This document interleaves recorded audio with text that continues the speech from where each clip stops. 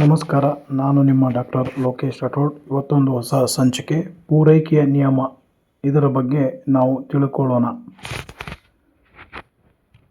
ಪೂರೈಕೆಯ ನಿಯಮ, law of supply. ಪೂರೈಕೆಯ ನಿಯಮವು ಬೆಲೆ ಹಾಗೂ ಪೂರೈಕೆಗಳ ನಡುವಿನ ಸಂಬಂಧವನ್ನು ವಿವರಿಸುತ್ತದೆ. ಬೆಲೆ ಹಾಗೂ ಪೂರೈಕೆಯ ನಡುವೆ ನೇರವಾದ ಸಂಬಂಧ ಇರುತ್ತದೆ. ಪೂರೈಕೆಯ ನಿಯಮವನ್ನು ಇತರ ಸ್ಥಿತಿಗತಿಗಳು ಸ್ಥಿರವಾಗಿದ್ದಾಗ ಎಂಬ ಷರತ್ತಿನೊಂದಿಗೆ ವ್ಯಾಖ್ಯಾನಿಸಲಾಗುತ್ತದೆ. ಹಾಗಾದರೆ ಪೂರೈಕೆ ನಿಯಮ, ಇತರ ಅಂಶಗಳು ಸ್ಥಿರವಾಗಿದ್ದಾಗ ಬೆಲೆ ಹೆಚ್ಚಾದರೆ ಪೂರೈಕೆ ಹೆಚ್ಚುತ್ತದೆ ಹಾಗೂ ಬೆಲೆ ಕಡಿಮೆಯಾದರೆ ಪೂರೈಕೆಯೂ ಕೂಡ ಕಡಿಮೆ ಆಗುತ್ತದೆ. ಅಂದರೆ ಪೂರೈಕೆ ಮತ್ತು ಬೆಲೆಗಳು ಒಂದೇ ದಿಕ್ಕಿನಲ್ಲಿ ಚಲಿಸುತ್ತವೆ. ಬೆಲೆ ಏರಿದಾಗ ಹೆಚ್ಚಿನ ಪ್ರಮಾಣವನ್ನು ಹಾಗೂ ಬೆಲೆ ಇಳಿದಾಗ ಕಡಿಮೆ ಪ್ರಮಾಣವನ್ನು ಪೂರೈಸಲಾಗುತ್ತದೆ. ಹೀಗೆ ಪೂರೈಕೆ ನಿಯಮ ಅಂತಕ್ಕಂಥದ್ದು ಬೆಲೆ ಮತ್ತು ಪೂರೈಕೆಗಳ ಪ್ರಮಾಣಗಳ ನಡುವೆ ನೇರವಾದ ಸಂಬಂಧ ಇರುತ್ತದೆ ಎನ್ನುವುದನ್ನು ಇದು ತೋರ್ಪಡಿಸುತ್ತೆ. ಸೊ ಇಲ್ಲಿ ಮಾರುಕಟ್ಟೆಗಳಲ್ಲಿ ವಸ್ತುಗಳ ಬೆಲೆಗಳು ಏರಿಕೆ ಉಂಟಾದಾಗ ಆ ಏರಿಕೆಯ ಸಂದರ್ಭದಲ್ಲಿಯೇ ಪೂರೈಕೆಯು ಕೂಡ ಏರಿಕೆ ಆಗುತ್ತೆ ಅನ್ನೋದನ್ನು ಇಲ್ಲಿ ನಾವು ಗಮನಿಸಬೇಕಾಗ್ತದೆ. ಒಂದು ವೇಳೆ ಬೆಲೆಗಳಲ್ಲಿ ಇಳಿಕೆ ಕಂಡು ಬಂದಾಗ ಪೂರೈಕೆ ಕೂಡ ಇಳಿಕೆಯಾಗುವುದನ್ನು ನಾವು ಇಲ್ಲಿ ಕಾಣಬಹುದು. ಪೂರೈಕೆ ನಿಯಮವು ಒಂದು ನಿರ್ದಿಷ್ಟ ಸನ್ನಿವೇಶದಲ್ಲಿ ಪೂರೈಕೆಯ ವರ್ತನೆಯನ್ನು ಪರಿಗಣಿಸುತ್ತದೆ. ಆದ್ದರಿಂದ ಸಾಮಾನ್ಯವಾಗಿ ಉತ್ಪಾದಕರು ಪೂರೈಕೆಯ ನಿಯಮಕ್ಕನುಗುಣವಾಗಿ ತಮ್ಮ ಉತ್ಪಾದನಾ ಯೋಜನೆಯನ್ನು ತಯಾರಿಸುತ್ತಾರೆ. ಬೆಲೆ ಹೆಚ್ಚಾದಾಗ ಅವರು ಹೆಚ್ಚು ಪ್ರಮಾಣದ ಸರಕುಗಳನ್ನು ಉತ್ಪಾದಿಸಿ ಹೆಚ್ಚು ಪೂರೈಕೆ ಮಾಡಲು ಪ್ರೇರೇಪಿತರಾಗುತ್ತಾರೆ. ಏಕೆಂದರೆ ಹೆಚ್ಚಿನ ಬೆಲೆಯಲ್ಲಿ ಅವರಿಗೆ ಅಧಿಕ ಲಾಭ ಬರುವ ಸಂಭವವಿರುತ್ತದೆ. ಇದಕ್ಕೆ ವಿರುದ್ಧವಾಗಿ ಬೆಲೆ ಕಡಿಮೆ ಇದ್ದಾಗ ಲಾಭದ ಪ್ರಮಾಣ ಕಡಿಮೆಯಾಗುವ ಸಂಭವ ಇರುವುದರಿಂದ ಅವರು ಕಡಿಮೆ ಪ್ರಮಾಣದಲ್ಲಿ ಉತ್ಪಾದಿಸಿ ಕಡಿಮೆ ಪ್ರಮಾಣದಲ್ಲಿ ಪೂರೈಕೆ ಮಾಡುತ್ತಾರೆ. ಹೀಗೆ ಪೂರೈಕೆ ಮತ್ತು ಬೆಲೆಗಳ ನಡುವೆ ಧನಾತ್ಮಕ ಅಥವಾ ನೇರ ಸಂಬಂಧ ವ್ಯಕ್ತಪಡಿಸುವ ಪೂರೈಕೆ ನಿಯಮವು ಉತ್ಪಾದಕರಿಗೆ ಮಾರ್ಗದರ್ಶಿಯಾಗಿರುತ್ತದೆ ಎನ್ನುವುದನ್ನು ಇಲ್ಲಿ ನಾವು ಗಮನಿಸಬೇಕಾಗತ್ತೆ. ಯಾವುದೇ ಒಬ್ಬ ಉತ್ಪಾದನಕಾರ ಸರಕುಗಳನ್ನು ಉತ್ಪಾದನೆ ಮಾಡುವುದು ಅವುಗಳ ಬೆಲೆಗಳ ಆಧಾರದ ಮೇಲೆ. ಉದಾಹರಣೆಗೆ ಒಬ್ಬ ರೈತ ಈರುಳ್ಳಿಯನ್ನು ಉತ್ಪಾದನೆ ಮಾಡುತ್ತಾನೆ ಅಥವಾ ಈರುಳ್ಳಿಯನ್ನು ಉತ್ಪಾದನೆ ಮಾಡುವ ನಿರ್ಧಾರವನ್ನು ಕೈಗೊಂಡಿದ್ದಾನೆ ಎಂದುಕೊಳ್ಳೋಣ. ಮಾರುಕಟ್ಟೆಯಲ್ಲಿ ಆ ಈರುಳ್ಳಿಯ ಬೆಲೆ ಅಧಿಕ ಪ್ರಮಾಣದಲ್ಲಿದ್ದಾಗ ಉತ್ಪಾದನಾಕಾರನು ಆ ಈರುಳ್ಳಿಯನ್ನು ಗರಿಷ್ಠ ಪ್ರಮಾಣದಲ್ಲಿ ಉತ್ಪಾದನೆ ಮಾಡುವಂಥ ನಿರ್ಧಾರವನ್ನು ಕೈಗೊಳ್ಳುತ್ತಾನೆ. ಕೈಗೊಂಡಂಥ ನಿರ್ಧಾರಕ್ಕೆ ಅನುಗುಣವಾಗಿ ಅವನು ಏನು ಮಾಡ್ತಾನಂದರೆ ಅಧಿಕ ಪ್ರಮಾಣದಲ್ಲಿ ಈರುಳ್ಳಿಯನ್ನು ಉತ್ಪಾದನೆ ಮಾಡ್ತಾನೆ. ಬೆಲೆಗಳು ಅಧಿಕವಿದ್ದಾಗ, ಕಡಿಮೆ ಇದ್ದಾಗ ಕಡಿಮೆ ಪ್ರಮಾಣ. ಅದೇ ರೀತಿಯಲ್ಲಿ ಪೂರೈಕೆ ಅನುಸೂಚಿ ಅಥವಾ ಒಂದು ಪಟ್ಟಿಯ ಸಹಾಯದಿಂದ ನಾವು ನೋಡಿದಾಗ ಪೂರೈಕೆ ನಿಯಮವನ್ನು ಪೂರೈಕೆ ಅನುಸೂಚಿ ಅಥವಾ ಪಟ್ಟಿಯ ಸಹಾಯದಿಂದ ವಿವರಿಸಬಹುದಾಗಿದೆ. ಪೂರೈಕೆ ಅನುಸೂಚಿ ಎಂದರೆ ವಿವಿಧ ಬೆಲೆಗಳಲ್ಲಿ ಪೂರೈಸಲಾಗುವ ಸರಕಿನ ಪ್ರಮಾಣವನ್ನು ಸೂಚಿಸುವ ಪಟ್ಟಿಯಾಗಿದೆ. ಪೂರೈಕೆ ಅನುಸೂಚಿ ಎಂಬುದು ವೈಯಕ್ತಿಕ ಅನುಸೂಚಿಯಾದರೂ ಆಗಬಹುದು ಅಥವಾ ಮಾರುಕಟ್ಟೆ ಅನುಸೂಚಿಯಾದರೂ ಆಗಬಹುದು. ವೈಯಕ್ತಿಕ ಪೂರೈಕೆ ಅನುಸೂಚಿ, ಇಂಡಿವಿಜುವಲ್ ಸಪ್ಲೈ ಶೆಡ್ಯೂಲ್, ಒಬ್ಬ ಮಾರಾಟಗಾರ ವಿವಿಧ ಬೆಲೆಗಳಲ್ಲಿ ಮಾರಲು ತಯಾರಿರುವ ಸರಕಿನ ಪ್ರಮಾಣವನ್ನು ಸೂಚಿಸುತ್ತದೆ. ಮಾರುಕಟ್ಟೆ ಪೂರೈಕೆ ಅನುಸೂಚಿಯು ಮಾರ್ಕೆಟ್ ಸಪ್ಲೈ ಶೆಡ್ಯೂಲ್, ವಿವಿಧ ಮಾರಾಟಗಾರರು ಬೇರೆ ಬೇರೆ ಬೆಲೆಗಳಲ್ಲಿ ಮಾರಾಟ ಮಾಡುವ ಸರಕಿನ ಒಟ್ಟು ಪ್ರಮಾಣವನ್ನು ಸೂಚಿಸುತ್ತದೆ. ಹಾಗಾಗಿ ಮಾರುಕಟ್ಟೆ ಪೂರೈಕೆ ಅನುಸೂಚಿ ಅಥವಾ ಪಟ್ಟಿಯನ್ನು ನಾವು ಇಲ್ಲಿ ಕೆಳಗಿನಂತೆ ಕಾಣಬಹುದು. ಹಾಗಾಗಿ ಪೂರೈಕೆ ನಿಯಮ ಅಥವಾ ಪೂರೈಕೆ ಅನುಸೂಚಿ ಯಾವ ರೀತಿ ಪ್ರಾಮುಖ್ಯತೆ ಪಡೆದುಕೊಂಡಿದೆ ಅನ್ನೋದನ್ನು ಒಂದು ಕೋಷ್ಟಕದ ಸಹಾಯದಿಂದ ನಾವು ನೋಡೋಣ. ಪೂರೈಕೆ ಅನುಸೂಚಿ, ಪ್ರತಿ ಕ್ವಿಂಟಾಲ್ ಬೆಲೆ ರೂಪಾಯಿಗಳಲ್ಲಿ, ಪ್ರತಿ ಪೂರೈಕೆ ಪ್ರಮಾಣ ಕ್ವಿಂಟಾಲ್ಗಳಲ್ಲಿ.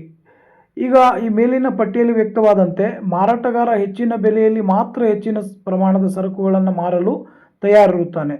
ಕ್ವಿಂಟೋಲ್ಗೆ ರೂಪಾಯಿ 100 ಇದ್ದಾಗ ಅವನು ಕೇವಲ 50 ಕ್ವಿಂಟೋಲ್ಗಳನ್ನು ಮಾರಲು ತಯಾರಿದ್ದ. ಅದರ ಬೆಲೆ 200 ರೂಪಾಯಿ ಆದಾಗ ಅವನು 100 ಕ್ವಿಂಟೋಲ್ ಮಾರಲು ತಯಾರಿದ್ದಾನೆ. ಸೊ 800ರಿಂದ 300ಕ್ಕೆ ಏರಿಕೆ ಆದಾಗ ಅವನು 150 ಕ್ವಿಂಟಲ್ ಮಾರಲಿಕ್ಕೆ ತಯಾರಿದ್ದಾನೆ. 300ರಿಂದ 400ಕ್ಕೆ ಏರಿಕೆ ಆದಾಗ ಅವನು 200 ಕ್ವಿಂಟಲ್ ಮಾರಲಿಕ್ಕೆ ತಯಾರಿದ್ದಾನೆ. ಅದೇ ರೀತಿ 500 ರೂಪಾಯಿ ಇದ್ದಾಗ ಅವನು 250 ಕ್ವಿಂಟಲ್ ಮಾರಲಿಕ್ಕೆ ತಯಾರಿದ್ದಾನೆ. ಹೀಗೆ ಹೆಚ್ಚುತ್ತಾ ಹೋಗುತ್ತದೆ. ಇಲ್ಲಿ ಬೆಲೆ ಮತ್ತು ಪೂರೈಕೆ ಪ್ರಮಾಣಗಳ ನಡುವೆ ನೇರವಾದ ಸಂಬಂಧ ಇರುವುದನ್ನು ನಾವು ಕಾಣ್ತೇವೆ. ಯಾವಾಗ ಒಂದು ವಸ್ತುವಿನ ಬೆಲೆಯು ಅಧಿಕವಾಗಿದೆ ಆಗ ಪೂರೈಕೆ ಪ್ರಮಾಣವು ಕೂಡ ಅಧಿಕವಾಗಿರುವುದನ್ನು ಕಾಣ್ತೇವೆ. ಯಾವಾಗ ಒಂದು ವಸ್ತುವಿನ ಬೆಲೆ ಕಡಿಮೆ ಆಗಿದೆ ಆವಾಗ ಪೂರೈಕೆ ಪ್ರಮಾಣವು ಕೂಡ ಕಡಿಮೆ ಆಗಿರುವುದನ್ನು ಈ ಒಂದು ಕೋಷ್ಟಕದಲ್ಲಿ ನಾವು ಸ್ಪಷ್ಟವಾಗಿ ತಿಳಿಯಬಹುದಾಗಿದೆ. ಹಾಗಾಗಿ ಈ ಕೋಷ್ಟಕವನ್ನು ನೋಡಿದಾಗ ಕೋಷ್ಟಕದಲ್ಲಿ ವ್ಯಕ್ತವಾದಂತೆ ಸೊ ಇಲ್ಲಿ ನಮಗೆ ಕೋಷ್ಟಕ ಯಾವ ರೀತಿ ಅಭಿಪ್ರಾಯವನ್ನು ನೀಡುತ್ತಿದೆ ಎಂದರೆ, ಬೆಲೆಯು ಅಧಿಕವಾದಂಥ ಸಂದರ್ಭದಲ್ಲಿ ಮಾರಾಟಗಾರ ಗರಿಷ್ಠ ಪ್ರಮಾಣದ ಸರಕುಗಳನ್ನು ಪೂರೈಕೆ ಮಾಡ್ತಾನೆ. ಬೆಲೆಯು ಕಡಿಮೆ ಆದಾಗ ಮಾರಾಟಗಾರ ಸರಕುಗಳನ್ನು ಕಡಿಮೆ ಪ್ರಮಾಣದಲ್ಲಿ ಪೂರೈಕೆ ಮಾಡ್ತಾನೆ ಅನ್ನೋದನ್ನು ಈ ಒಂದು ಕೋಷ್ಟಕದ ಮೂಲಕ ನಾವು ತಿಳಿಯಬಹುದಾಗಿದೆ.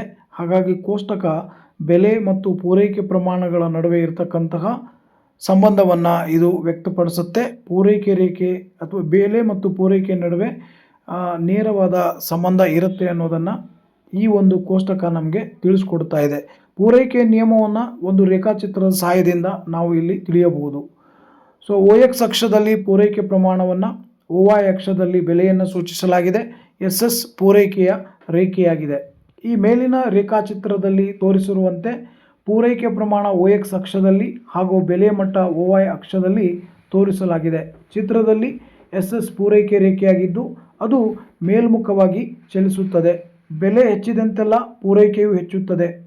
ಅಂದರೆ ಈಗ ಒಂದು ವಸ್ತುವಿನ ಬೆಲೆ 100 ರೂಪಾಯಿ ಇದ್ದಾಗ ಅವನು 50ರಷ್ಟು ಪೂರೈಕೆ ಮಾಡ್ತಾನೆ. ಬೆಲೆಯು 200ರಿಂದ 300, 300ರಿಂದ 400, 400ರಿಂದ 500ಕ್ಕೆ ಹೆಚ್ಚಿಸ್ತಾ ಹೋದಾಗ ಪೂರೈಕೆ ಪ್ರಮಾಣದಲ್ಲಿಯೂ ಕೂಡ 100, 150, 200, 250ಕ್ಕೆ ಪೂರೈಕೆ ಪ್ರಮಾಣ ಏರುತ್ತಾ ಹೋಗುತ್ತೆ. ಬೆಲೆಗಳು ಹೆಚ್ಚಾದಂತೆ ಪೂರೈಕೆ ಪ್ರಮಾಣವು ಹೆಚ್ಚುತ್ತಾ ಹೋಗುತ್ತದೆ ಅನ್ನೋದನ್ನು ಈ ಒಂದು ರೇಖಾಚಿತ್ರದಲ್ಲಿ ನಾವು ಕಾಣಬಹುದು. ಸೊ ಯಾವಾಗಲೂ ಪೂರೈಕೆ ರೇಖೆ ಸೊ ಇಲ್ಲಿ ಮೇಲ್ಮುಖವಾಗಿ ಚಲಿಸಿರೋದನ್ನು ನಾವು ಈ ಒಂದು ರೇಖಾಚಿತ್ರದಲ್ಲಿ ಕಾಣ್ತಾ ಇದ್ದೇವೆ. ಹಾಗಾಗಿ ಪೂರೈಕೆ ನಿಯಮ ಅಂತಕ್ಕಂಥದ್ದು ಬಹಳಷ್ಟು ಪ್ರಾಮುಖ್ಯತೆಯನ್ನು ಪಡೆದುಕೊಂಡಿರತಕ್ಕಂಥ ಒಂದು ಪರಿಕಲ್ಪನೆಯಾಗಿದ್ದು, ಇದು ಬೆಲೆ ಮತ್ತು ಪೂರೈಕೆ ಪ್ರಮಾಣದ ನಡುವೆ ಇರತಕ್ಕಂತಹ ಒಂದು ಸಂಬಂಧವನ್ನು ವ್ಯಕ್ತಪಡಿಸ್ತಕ್ಕಂಥ ಒಂದು ಪರಿಕಲ್ಪನೆಯಾಗಿದೆ. ಸೊ ಬೆಲೆ ಮತ್ತು ಪೂರೈಕೆ ನಡುವೆ ಯಾವಾಗಲೂ ನೇರವಾದ ಸಂಬಂಧ ಇರುತ್ತೆ ಅನ್ನೋದನ್ನು ಈ ಒಂದು ಪೂರೈಕೆ ನಿಯಮ ರೇಖಾಚಿತ್ರದ ಮೂಲಕ ನಾವು ತಿಳಿಯಬಹುದಾಗಿದೆ. ಹಾಗಾಗಿ ಪೂರೈಕೆ ನಿಯಮ ಈ ಒಂದು ರೇಖಾಚಿತ್ರದಲ್ಲಿ ಬೆಲೆಗಳು ಹೆಚ್ಚಿದಂತೆ ಪೂರೈಕೆಯಲ್ಲಿಯೂ ಕೂಡ ಹೆಚ್ಚಳವಾಗ್ತದೆ ಅನ್ನೋದನ್ನು ಈ ಒಂದು ರೇಖಾಚಿತ್ರದ ಮೂಲಕ ನಾವು ತಿಳಿಯಬಹುದಾಗಿದೆ. ಹಾಗಾಗಿ ಪೂರೈಕೆ ನಿಯಮ ಹೇಗೆ ತನ್ನ ಕಲ್ಪನೆಗಳನ್ನು ಒಳಗೊಂಡಿದೆ, ಯಾವೆಲ್ಲ ಕಲ್ಪನೆಗಳನ್ನು ಪೂರೈಕೆ ನಿಯಮ ಒಳಗೊಂಡಿದೆ, ಪೂರೈಕೆ ನಿಯಮ ಯಾಕೆ ನಾವು ಅಧ್ಯಯನ ಮಾಡಬೇಕು ಅನ್ನೋದನ್ನು ಇಲ್ಲಿ ನಾವು ಸ್ಪಷ್ಟವಾಗಿ ತಿಳ್ಕೊಳ್ಬೇಕಾಗ್ತದೆ. ಹಾಗಾಗಿ ಪೂರೈಕೆ ನಿಯಮ ಒಳಗೊಂಡಿರ್ತಕ್ಕಂಥ ಪರಿಕಲ್ಪನೆ ಅಥವಾ ಕಲ್ಪನೆಗಳು ಯಾವುವು ಅನ್ನೋದನ್ನು ಈಗ ನಾವು ತಿಳಿದುಕೊಳ್ಳಿಕ್ಕೆ ಪ್ರಯತ್ನವನ್ನು ಮಾಡೋಣ. ಕಲ್ಪನೆಗಳು, ಪೂರೈಕೆ ನಿಯಮ ಕಲ್ಪನೆಗಳು. ಉತ್ಪಾದನಾ ವೆಚ್ಚ ಸ್ಥಿರವಾಗಿರುತ್ತದೆ. ಉತ್ಪಾದನೆಯ ತಂತ್ರದಲ್ಲಿ ಯಾವುದೇ ಬದಲಾವಣೆಗಳು ಇರುವುದಿಲ್ಲ. ಸರ್ಕಾರದ ನೀತಿಯಲ್ಲಿ ಬದಲಾವಣೆ ಇಲ್ಲ. ಸಾರಿಗೆ ವೆಚ್ಚಗಳು ಸ್ಥಿರವಾಗಿರುತ್ತವೆ. ಊಹಾಪೋಹದ ವ್ಯವಹಾರಗಳು ನಡೆಯುತ್ತಿರುವುದಿಲ್ಲ. ಸಂಬಂಧಿ ಸರಕುಗಳ ಬೆಲೆಯಲ್ಲಿ ಯಾವುದೇ ಬದಲಾವಣೆ ಇಲ್ಲ ಅನ್ನೋದನ್ನು ನಾವು ಗಮನಿಸಬೇಕಾಗತ್ತೆ. ಒಟ್ಟಾರೆಯಾಗಿ ನೋಡಿದಾಗ, ಅದರ ಉಪಸಂಹಾರದಲ್ಲಿ ನೋಡಿದಾಗ, ಪೂರೈಕೆಯು ತನ್ನದೇ ಆದ ಪ್ರಾಮುಖ್ಯತೆಯನ್ನು ಪಡೆದುಕೊಂಡು ಇತರ ಸ್ಥಿತಿಗತಿಗಳು ಸ್ಥಿರವಾಗಿದ್ದಾಗ ಒಂದು ವಸ್ತುವಿನ ಬೆಲೆಯು ಏರಿಕೆಯಾದಾಗ ಅದರ ಪೂರೈಕೆ ಪ್ರಮಾಣವು ಕೂಡ ಕಡಿಮೆ ಆಗ್ತದೆ ಮತ್ತು ಬೆಲೆಗಳು ಕಡಿಮೆ ಆದಾಗ ಅದರ ಪೂರೈಕೆ ಪ್ರಮಾಣವು ಕೂಡ ಕಡಿಮೆ ಆಗುತ್ತದೆ. ಬೆಲೆ ಮತ್ತು ಪೂರೈಕೆ ನಡುವೆ ಒಂದು ನೇರವಾದ ಸಂಬಂಧ ಇದೆ ಅನ್ನೋದನ್ನು ನಾವು ಪೂರೈಕೆ ನಿಯಮದ ಮೂಲಕ ನಾವು ಇಲ್ಲಿ ತಿಳ್ಕೊಂಡಿದ್ದೇವೆ. ಹಾಗಾಗಿ ಪೂರೈಕೆ ನಿಯಮ ಅಂತಕ್ಕಂಥ ಪರಿಕಲ್ಪನೆ ಬಹಳಷ್ಟು ಪ್ರಾಮುಖ್ಯತೆ ಪಡೆದುಕೊಂಡಿದೆ. ಮುಂಬರುವ ಪರೀಕ್ಷೆಗಳಲ್ಲಿ ಕೇಳಬಹುದಾದಂಥ ಒಂದು ಸಂಭವನೀಯ ಪ್ರಶ್ನೆ ಮತ್ತು ಸ್ಪರ್ಧಾತ್ಮಕ ಪರೀಕ್ಷೆಗಳಲ್ಲಿ ಕರ್ನಾಟಕ ರಾಜ್ಯ ಉಪನ್ಯಾಸಕರ ಅರ್ಹತಾ ಪರೀಕ್ಷೆ, PU ಉಪನ್ಯಾಸಕರ ಪರೀಕ್ಷೆಗಳಲ್ಲಿ ಕೇಳಬಹುದಾದಂಥ ಒಂದು ಪ್ರಶ್ನೆ ಇದಾಗಿದೆ.